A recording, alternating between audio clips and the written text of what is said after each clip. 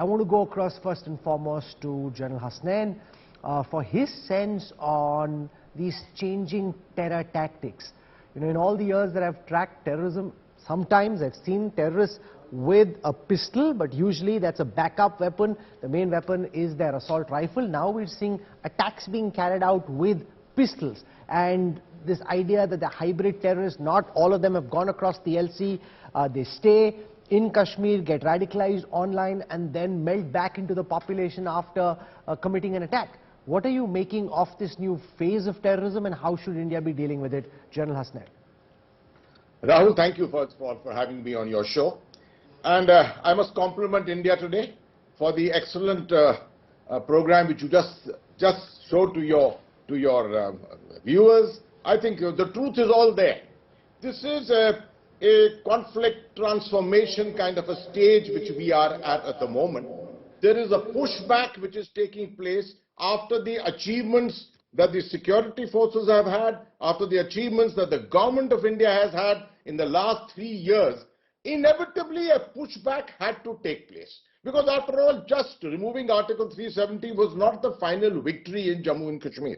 So this was expected. And it's come at a time when things are opening out post the COVID pandemic, etc. This is the time when huge amounts of people are coming in for tourism. The idea is to make themselves relevant. That is what it is. And everyone knows that using AK-47s as a weapon in the valley is a call for suicide. The security forces are going to track you out and will get rid of you at some stage or the other. But the pistol is the most nondescript weapon. Along with the pistol, even a grenade. A grenade has been used so many times in grenade lobbing incidents in the valley. So a pistol is a very nondescript weapon and ideal for this kind of a terrorism. How to deal with it? My way of looking at it is, there is a security issue domain and there is a politico-social domain. Both these domains have to be looked at. The security domain, there's no doubt the police has to be more effective in policing. It's an outstanding police, the Jammu and Kashmir police. Better intelligence, more patrolling, more domination, greater number of arrests, greater reach out into the countryside, assisted by the Rashtra Rifles along with the other CRPF elements, etc. But the more important thing I do believe is also the political approach. This is the time when I think the political community can do a tremendous amount by its outreach into the countryside, into the areas which are being affected.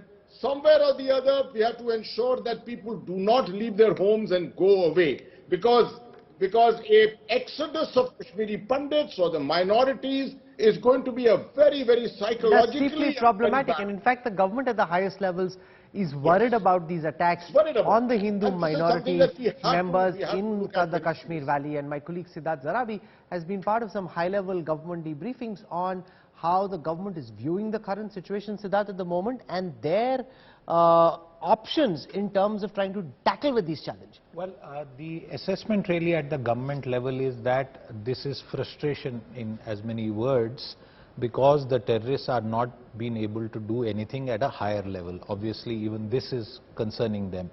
The focus of lone wolf attacks, which has been described to us by people within the government, is in some ways difficult to control at this stage, primarily, Rahul, because these are young boys who are just picking up a pistol and then virtually emerging out of nowhere and doing this. And therefore, the reading is that a different strategy in terms of tackling it at the local level is needed. We know the kind of CASO-led operations that have happened, but a lone wolf terrorist or a hybrid terrorist, as he may be called, this is one of the key things that they are grappling with. The second, there is now a sense of acknowledgement within the government that there are serious deficiencies with the package for Kashmiri Hindus who had migrated in 1990 that was put in place by the Manmohan Singh government and has really not been updated so far. There are administrative difficulties in terms of the kind of accommodation they are being provided.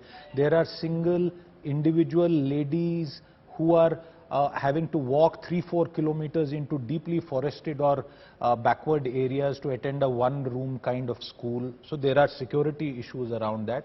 Hopefully all of that will come in place, but yes, you're absolutely right that a lone wolf targeted killing of non-Muslims, and you know, it's not just non-locals, Rahul, it is non-Muslims in the valley, is something that has emerged as a fresh challenge.